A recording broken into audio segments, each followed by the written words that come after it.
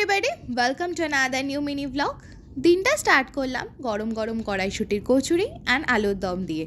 তারপর ভাবছো তো এত রেডি হয়ে কোথায় যাচ্ছিলাম ইকো পার্কে। আমার তো প্রচুর বার ঘোরা হয়ে গেছে, বাট মামারা এসেছিল অ্যান্ড মামাদের কোনোদিনও এখানে যাওয়া হয়নি। ফার্স্টে ঢুকেছিলাম আমরা গেট নাম্বার 1 দিয়ে, বিকজ রূপদিদির জাপানিজ ফরেস্টটা দেখার খুব ইচ্ছে ছিল। অ্যান্ড আজকের ওয়েদারটা না একদম ক্লাউডি। আমাদের তো মনে হচ্ছিল আমরা পুরো দার্জিলিংয়ে চলে এসেছি, বাট বেশ গরমও ছিল আজকে।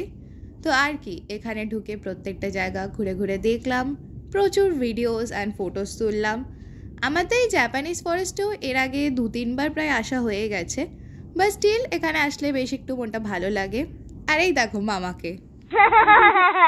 তারপর আবার গেট নাম্বার 1 থেকে বেরিয়ে আমরা চলে গেলাম গেট নাম্বার 4 এর দিকে, বিকজ টুকাই দিদির 7 ওয়ান্ডার্সটা দেখার ইচ্ছে ছিল। অ্যান্ড এখানে ঢুকেও আমরা প্রচুর ফটোস তুলেছি।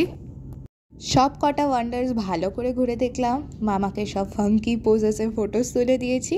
আর একটু পেট পুজো করে রাস্তায় প্রচুর মা সরস্বতীকে দেখতে দেখতে চলে আসলাম বাড়িতে এসে আবার আউটফিট চেঞ্জ হয়ে গেছিলো, বিকজ আজকে ছিল বমার জেঠুর অ্যানিভার্সারি। আর এই সুন্দর কেকটা কিন্তু মামারাই পছন্দ করে নিয়ে এসেছে। তারপর সবাই মিলে কেক কাটিং করলাম। অ্যান্ড তোমরা কি বিশ্বাস করতে পারছো, এটা ওদের 31st anniversary. Yes, you have heard it right. আর এই বাচ্চাটাকে দেখো। তারপরে এইসব করতে করতে অনেকটা লেট হয়ে গেছিলো, এর জন্য ওরা বেরিয়ে পড়লো বাড়ির উদ্দেশ্যে।